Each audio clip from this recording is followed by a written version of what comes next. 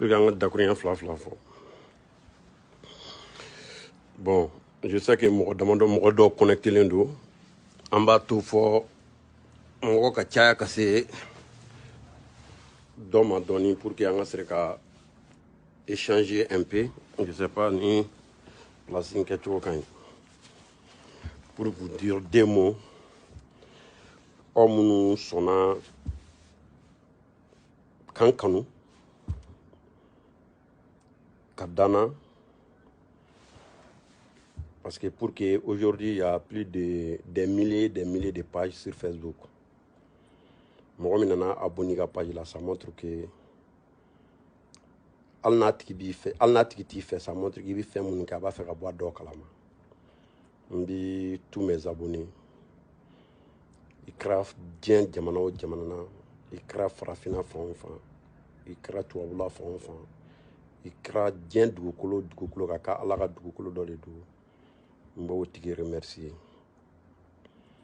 Hali bi n b'a ɲini Ala fɛ, Ala kana tigɛna don ni n kanubagaw cɛ, Ala kana tigɛna don ne ni adamaden si cɛ. N bɛ yafa ɲini aw fɛ fɛnɛ. J'avais dit à 13h30, on m'a seli heure jate minɛ parce que 16h30 déjà o ye seli fana seli heure ye. Bon, n y'o retard fɛnɛ ta dɔɔni, a bɛ yafa ma. En même temps ni Ala sɔnna ma an bɛ baro kɛ bi. Baro in nafa fila b'a la. A nafa fɔlɔfɔlɔ ye jumɛn ye? Au moins a k'a dɔn k'a fɔ ko page min bɛ Wuraduzu tɔgɔ la Facebook kan, an bɛ bi minɛ o ye nin page in dɔrɔn de ye. O ye a nafa fɔlɔ ye.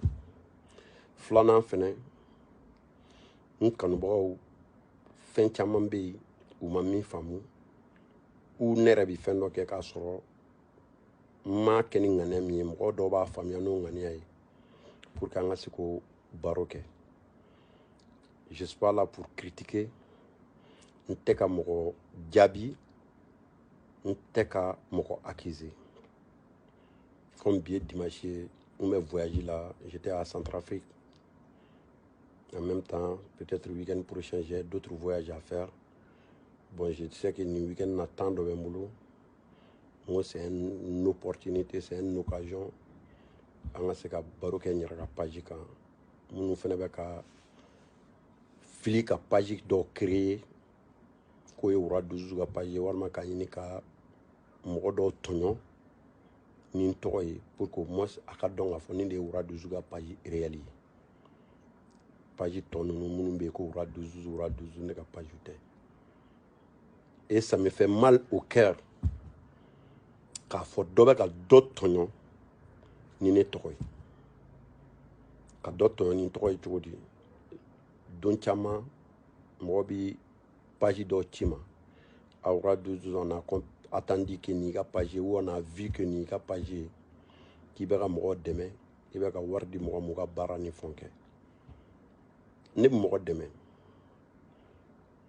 O ye n ka diinɛ de b'o ɲini fɛ. N bɛ diinɛ min na n'o tɔgɔ ye ko asilamɛya diina, o de b'a ɲini fɛ. Ala ko n'a ye fɛn o fɛn d'i ma, jɔn i ni jɔnɲɔgɔn ka ja la. Mais o dɛmɛ in tɛ se ka page créer k'a fɔ mɔgɔ ye k'a ye na mɔgɔ dɛmɛ. Ne t'o kɛ. N ma page créer k'a fɔ mɔgɔ si ye k'a ye na mɔgɔ dɛmɛ. En général yɛrɛ dɛmɛ minnu bɛ kɛ Facebook kan, moi je me fais très rare à la. Ni ye ne da don dɔ y'a dɛmɛ ko la peut-être fɔ ni mɔgɔ min yɛrɛ y'a ka vidéo la walima dɛmɛ in na a fɔra n yɛrɛ taara n tɔgɔ ma la. Sinon k'a fɔ ko dɛmɛ dɔ filɛ Facebook kan nin ko ne participer a la i t'a ye. A ka suma quoi. N'i kɔni ye ne kelen k'a fɛn o fɛn kɛ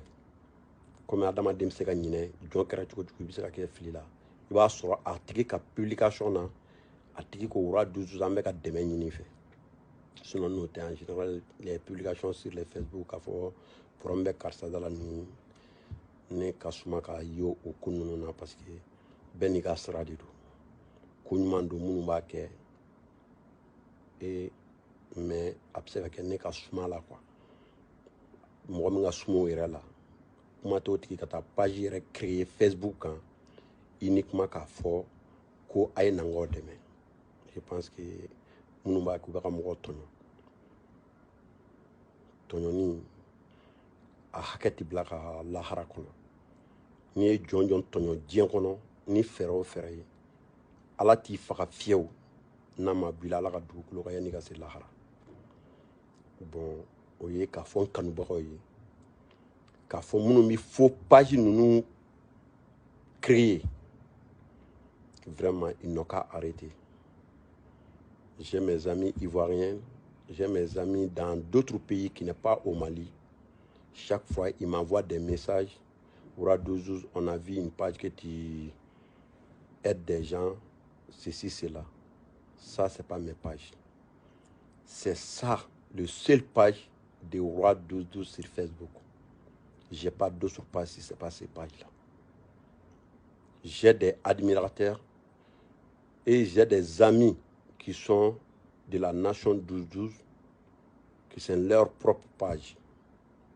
Exemple, Nema DJ, il a sa page personnelle, Soro Talibi, P12-12, tout le monde a sa page à leur nom. Mais pas au nom Oura 12-12. Ne sur la page Ureti, ni une page Clinté. Et je n'ai jamais publié dans ma vie dire que voilà, il faut venir, que je suis là à vous aider. C'est même pas l'appel de publier ça. Un être humain, tant que tu es sur cette terre, tout ce que moi j'ai, je ne suis pas le plus intelligent, je ne suis pas le plus fort, c'est Dieu qui m'a donné. Tout ce que Dieu m'a donné, et j'ai l'obligation de partager entre moi et mes frères, entre moi et tout le monde entier. C'est ce que Dieu même demande. Et en tant qu'un bon musulman, en tant qu'un croyant, Allah est fond fendi ma dugukolo sanfɛ. Allah k'i ma k'a y'a d'i ma di ni asilamɛw ka diya la, i ni mɔgɔw ka diya la. N'i m'a kɛ ten lahara, Allah de bɛ t'i ɲininka i y'a dɔrɔmɛ kelen don fɛn o fɛn na, Allah bɛ t'i ɲininka a la. O de la fɛn o fɛn tɔgɔ ye Allah kota sira, je m'épargne, ne bɛ n yɛrɛ janya o la. Kuma tɛ fo ka kɛ sababu ye ka adamaden dɔ tɔɲɔ k'a la nata k'a fɔ a ye page créelen filɛ n'a ye nangaw dɛmɛ. Ça c'est pas moi. N b'o kuma in yɛrɛ laɲiniba dɔ tun ye fɔlɔ k'o jɛya maliyɛn bɛɛ ye k'o jɛya diɲɛ bɛɛ ye k'a fɔ fo page minnu bɛ Facebook kan ko page ninnu créelen don ko Ouradouzouz de ka page don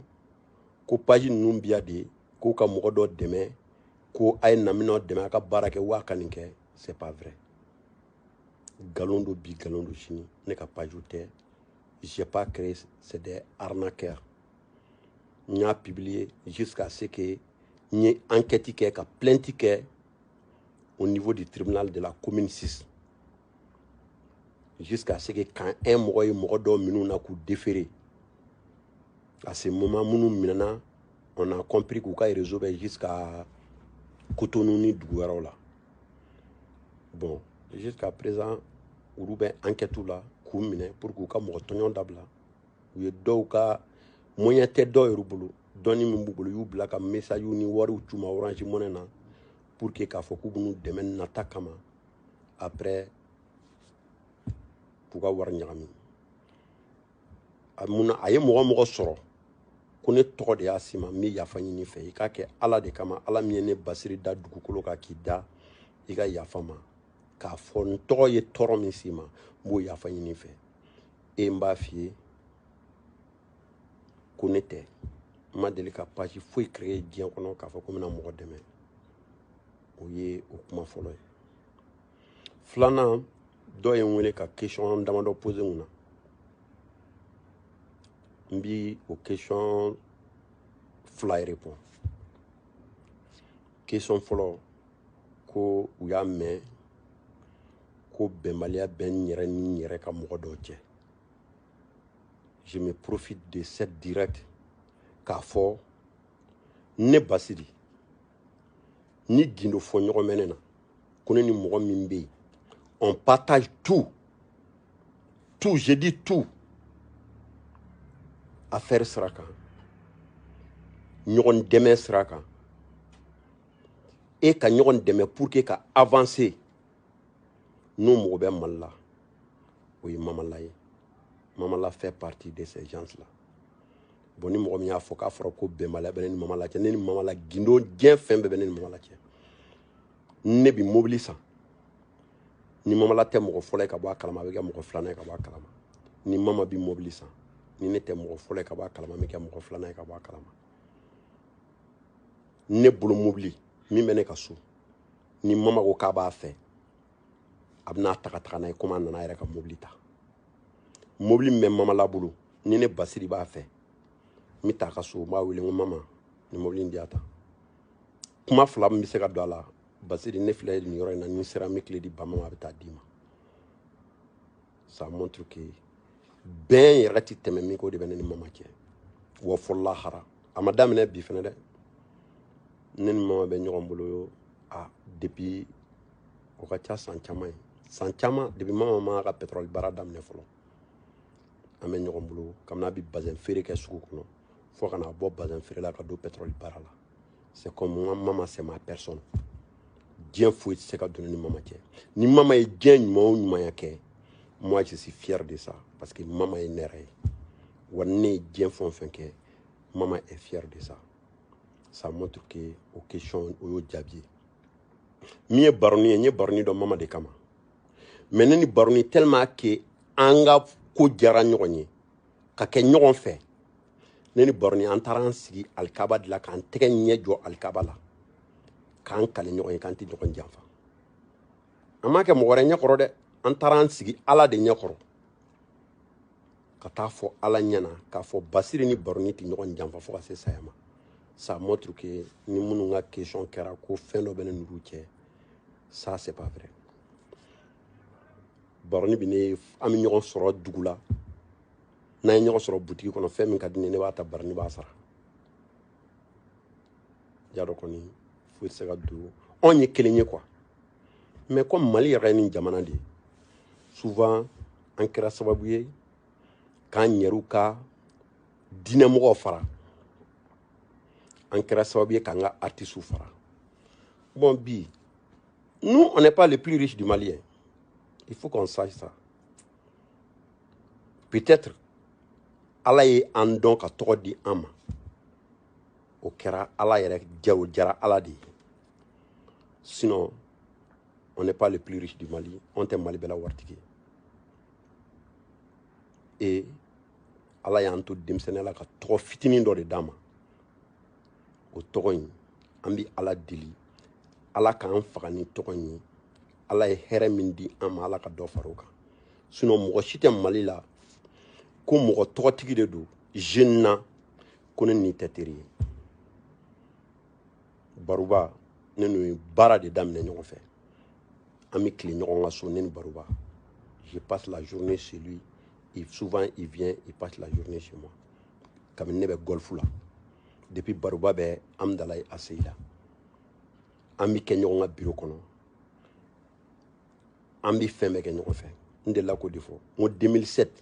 ne ni Jabate ne ni Baruba fata da k'an sigilen to Segu. An voyagera ɲɔgɔn fɛ ka taa Segu ka taa n terikɛ dɔ ka kungo la. Hali bi ni ne ye ko dɔ mɛn Baruba kunna les mêmes minutes n b'a wele n'a ye ko dɔ mɛn n kun kan a bɛ n wele les mêmes minutes. Foyi t'an ni ɲɔgɔn Ala ma deli ka kɛlɛ don an cɛ a ma deli ka juguya don an cɛ mais comme moi-même je suis quelqu'un je suis un peu rare ne tɛ taa fête kɛyɔrɔ ninnu ni fɛnw na peut-être an bɛ se ka fama mais ni maa min kɔni k'o tɛ fama k'Ala ye don o don da ko n'o bɛ ɲɔgɔn ye Mamala ye n'Ala y'a ka dugu jɛ an tɛ tile ban n'an ma ɲɔgɔn ye bi sini an bɛ ɲɔgɔn ye bon a bɛɛ bɛ ten mɔgɔ mɔgɔ bɛ bi ko Mali la ko jeune de don ko dɔgɔ dɔ de b'i la i ni wura ka di u yɛrɛ bɛ se ka témoin da transir la même chose on s'appelle an bɛ baro kɛ a ka hɛrɛ n'a ka tɔɔrɔ ma kɛ ko ma k'a kɛnɛ kan c'est la même chose pour moi c'est comme mɔgɔ b'a fɛ ka bɛnbaliya min don denmisɛnninw ni ɲɔgɔn cɛ je pense que an k'o éviter a ti an avancer ka taga yɔrɔ si on ka bɛn o bi min ɲɛ bi on ka farali t'o ɲɛ bi diinɛmɔgɔ ka bɛn o bi min dilan maliko la bi u farali t'o ɲɛ artisiw ka bɛn o bi min ɲɛ maliko la bi u farali t'o ɲɛ il faut que n ka kuma kelen fɔ a ye moi je suis l'ambassadeur de la paix de la culture africaine ne élila ka k'o ye Benin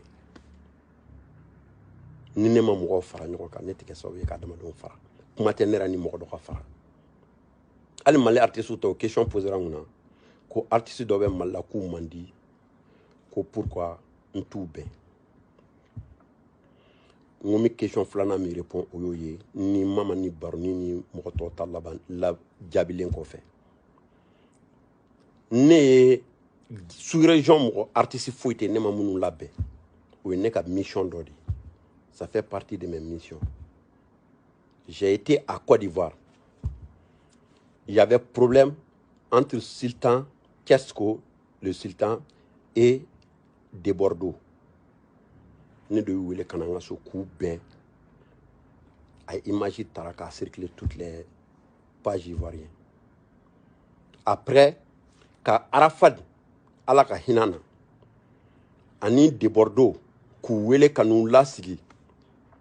ka kuma Arafat fɛ ka kuma de Bordeaux fɛ u fila bɛ ka promesse di yan ko a y'a sɔrɔ de Bordeaux bɛ k'a ka morceau laban dɔ clip préparé n'o tɛmɛna wura i y'a fɔ cogo min na an b'a kɛ ten Arafat fɛnɛ k'a fɔ n ye paix à son âme ko wura ko n ye n ka moto a ka chanson dɔ bɛ yen moto a tun bɛ k'o fɛn kɛ o promo kɛ les différentes communes d'Abidjan n'an banu na wura Inch'Allah ye min kɛ an b'a kɛ ala y'a kɛ yani Arafat ka ban o la Arafat fatura mais kɔfɛ ni de Bordeaux ye kuma min fɔ o bɛ ne ni ale ni ala cɛ la o ye Côte d'Ivoire artiste ye Guinée artiste la il y avait Mousso Camara ani Grand P n'a ka manager u kun man di ne wura de y'u wele n ka so Mali la yan u k'u tɛgɛ di ɲɔgɔn ma ka yafa ɲini ɲɔgɔn fɛ tant d'artistes pour que n kana don a bɛɛ la mais pour que n kana kuma kɔfɛ jamana kan n bɛ kuma Mali ta kan don min na n bɛ Sidiki Jabate dɔn n y'a dɔn k'a fɔ n y'a dɔn k'u fara ɲɔgɔn kan ne artistes de wele Mali la autour Gimba ka minɛni na ne ni artiste ninnu bɛɛ ɲɔgɔn sɔrɔ o sira de fɛ n y'u wele téléphone na n ko Gimba ye problème sɔrɔ a ye na a ka fara ɲɔgɔn kan a ka ɲɔgɔn minɛ n ye Sidiki wele n ye Iba Wani wele n ye bɛɛ wele o kɛra siɲɛ fɔlɔ ye diɲɛ kɔnɔ ne ni Sidiki k'a fɔ allo téléphone na a kɛra siɲɛ fɔlɔ ye ni Iba Wani k'a fɔ siɲɛ fɔlɔ Penzi bɛ Amérique bi n y'u ka numéro minɛ Penzi de bolo k'u wele k'u fara ɲɔgɔn kan k'a fɔ a ye fara ɲɔgɔn kan a ka Gimba bɛ problème min na a k'a dɛmɛ parce que aw de kan ka fara ɲɔgɔn kan bi ni kelen tɔɔrɔ sɔrɔ ka o bɔ a la après u y'u ka problème personnel n y'u bɛɛ wele un à un ka kuma u ni ɲɔgɔn cɛ ni kumana Sidiki fɛ n ye Iba wele siɲɛ damadɔ n'a ye fila fila fɔ mais ala m'a latigɛ hali bi n fanga ka se a ka di n ye a ka kɛ cogo min na mais n b'a dɔn fɛnɛ ni ala sɔnna a ma u niw ma ban ɲɔgɔn na adamaden jugu de b'u ni ɲɔgɔn cɛ wa ni ala sɔnna a ma don dɔ la ala bi o adamaden juguw dɛsɛ u bɛ tila ka ɲɔgɔn minɛ ça montre que ne tɛ ka mɔgɔ si fara fara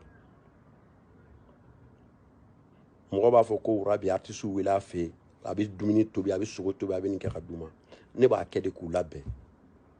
k'a yira ko bɛn don k'an ka dumuni kɛ minɛn kelen kɔnɔ bamanana la a b'a tɛgɛ don minɛn kelen kɔnɔ de ka dumuni kɛ o de b'a jira ko o de b'aw tin don ɲɔgɔn na o de la j'appelle les différents artistes mɔgɔ yɛrɛ bolo minnu man di souvent n bɛ Gaspi wele kabini Gaspi ni Talibi kabini u ni ɲɔgɔn cɛ ma tɛ ten n b'u wele ka n'u sigi kɛnɛ kelen kan k'u bila u ka dumuni kɛ ɲɔgɔn fɛ k'a filmer k'a jira ko bɛn o de ka di ne ye.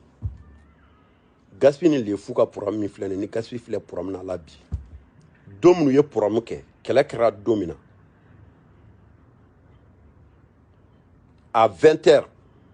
j'ai appelé Lefu. Il y a un numéro de P12 là on Lefu aura 12. Je veux que Chini il can en faire Mogobila. À quoi corps prompta là Lefu nana c'était le dimanche. Quel est samedi. Ni Gaspi le Gaspi ebemi Gaspi fene willa anana. Ou si ta donc konye chiwele ou seran fe romena. Ngo Gaspi Lefu i korodo min donna ni ɲɔgɔn cɛ n t'a fɛ ka dɔn yɛrɛ nin jo don nin jo tɛ n t'a ɲini k'o dɔn i bɛ wuli i bɛ yafa ɲini Lefu fɛ i b'i tɛgɛ d'a ma Gaspi wulila a y'a tɛgɛ di Lefu ma a ye yafa ɲini a fɛ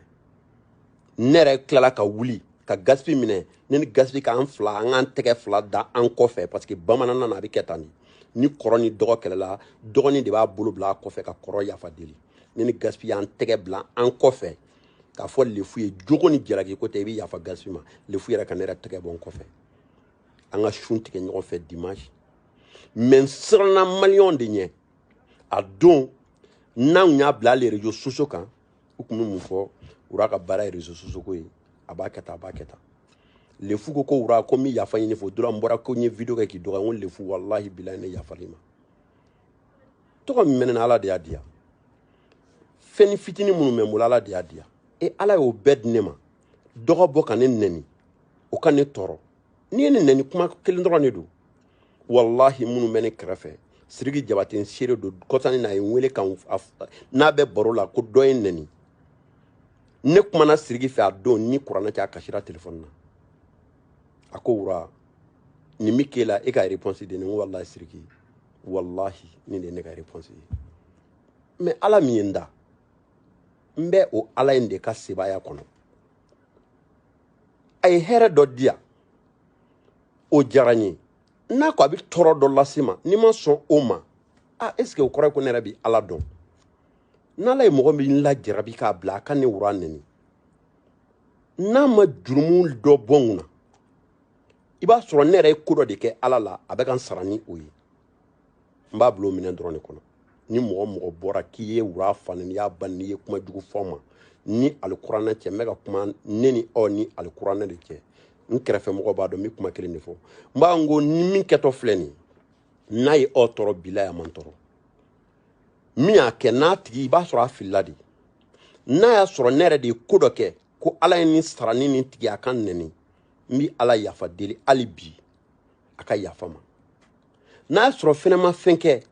ko nin tigi ye n tɔɲɔ Ala de kama Ala i ka n sara ni ko ye ka nin bɔ ne dusukun na i ka yafa ne ma wallahi o dɔrɔn de don a t'i n tɔɔrɔ a t'i n foyi ne kelen tɛ Ala ka dugukolo kan n kelen tɛ maliyɛn ye ne bɔra yɔrɔ jan dɛ je viens de très loin bi n'a y'a sɔrɔ mɔgɔ dɔ ka se ka wuli k'i sigi ka vidéo ta k'a fɔ Wura 12 n'o ye ne tɔɔrɔ pour que a ka dɔn ko ni cɛ yɛrɛ tɔgɔ Wura 12 o dun diyara ne ye y'a dɔn kɔni o man kan tɔɔrɔ pour te dire que n b'a fɛ k'a fɔ dɔrɔn kuma lasurunya na moi je suis pas du tout rancunier wa diɲɛ mɔgɔ mɔgɔ bɛ yen k'a bɛ ne nɛni u b'a dɔn ni ne y'u ye ne de bɛ kɛ mɔgɔ fɔlɔ ye ka tila k'u fo wallahi bilahi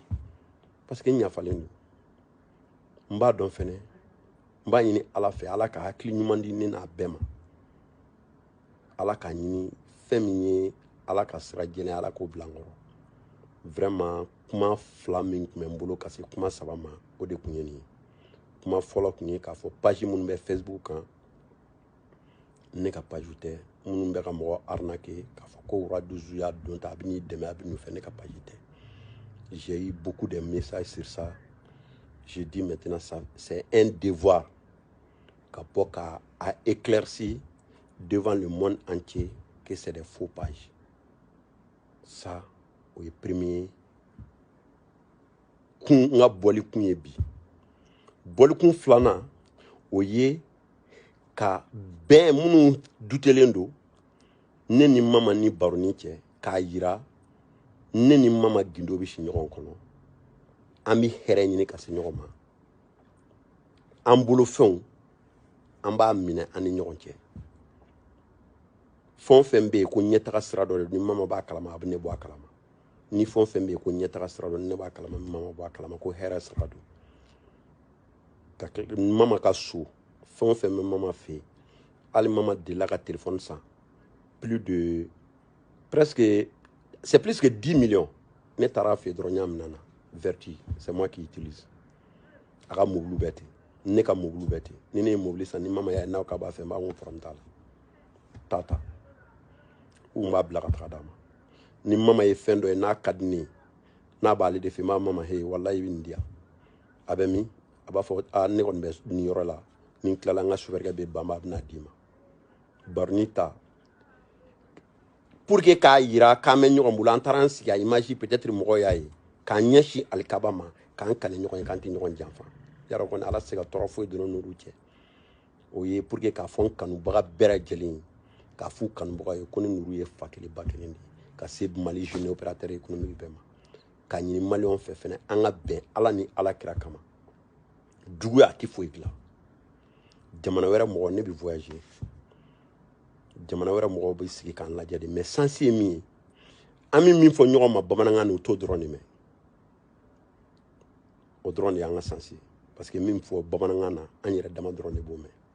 sinon an bɛ min kɛ ɲɔgɔn na n'a y'a sɔrɔ jamana wɛrɛ mɔgɔ kuma mɛn n'a ma an dɔgɔya a t'an sankɔrɔta an ka ɲini ka bɛn ka kɛ kelen ye ala de ye anw bange jamana kelen kɔnɔ k'anw kɛ maliyɛnw ye an mana kɛ fɛn o fɛn ye an ye fɛn fɔlɔ min ye maliyɛnya de ye diinɛ kana an fara wari kana an fara jɔyɔrɔ ɲini kana an fara an ka kɛ ɲɔgɔn fɛ an faso in n'an kɛra kelen ye an b'a jɔ n'an kɛra ɲɔgɔn fɛ hali du tɛ jɔ ni dudenw ma kɛ ɲɔgɔn fɛ jamana tɛ jɔ ni jamanadenw ma kɛ ɲɔgɔn fɛ bɛɛ ka tantan faralen ɲɔgɔn kan o de bɛ jamana jɔ mɔgɔ ka impôt an b'an ka impôt de bɔ o kɔrɔ de ye k'an ye kelen ye pour que an b'a fɔ k'an bɛɛ ye maliyɛn ye nka Mali la an bɛ gouvernement critiquer an bɛ nin kɛ tan an b'a fɔ parce que an ka impôt de don parce que c'est l'esprit k'a fɔ anw de ye kelen ye n'an bɔra Mali la on est tous des Africains c'est nous les Africains qu'on doit enlever tous les défis aujourd'hui pour avoir notre indépendance, pour être heureux en un continent. Namborola, la religion nous unit. Namborola, Ambey, Anfadama, Ani, Ambahawa Dundi. Ambey, Alaka Danfendi, ou Kamanga Kenyofe. Anganga Donfene Femimbana, Anyeru Tatenu ya ni. Anni bi dun domina, Anta Kalama. A bo Donfene Antininga. Angana son, Anni Kaminana kan faralinto. Mɔgɔ sado kana k'i tanu don ye maliyɛnw an k'o yɔrɔnin bila an kunna su t'a tanukan mɛn n b'i fɛ i salen kɔ i ye nin kɛ i salen kɔ i kun ye nin de i salen kɔ su t'a tanukan mɛn dɛ an ka ɲɔgɔn tanu ɲɔgɔn ɲɛna an ka kɛ ɲɔgɔn fɛ ala ni ala kira kama an kana fara fɛn min b'an fara ɲɔgɔn o de ka bon ka tɛmɛ fɛn min b'an fara ni fɛn min donna an cɛ ala ka ɲininkali bila la n bɛ yafa ɲini aw fɛ ala ni ala kira kama jɔn n'i bɛ kuma i bɛ fili ni n filila u ye kuma min fɔ k'ala ye mɔgɔ dɔ vexé hali fitinin n b'a ɲini ala fɛ o tigi ka yafa ma larisu dabaga masa kama n b'a ɲini ala fɛ o tigi ka yafa ma kira muhamadu musafa kama n b'a ɲini ala fɛ o tigi ka yafa ma kira 313 bɛɛ bonya n'u barika kama ni nabi ɲuman ba 24 kama o tigi ka yafa ma kuma kuruɲɛ 2 de don ka fɛn dɔ éclairci pour que mɔgɔ bɛ fili fitinin min na a kana kɛ filiba ye o de kun don assalamu alaikum votre ami votre frère le roi du Zouz du Mali on est ensemble assalamu alaikum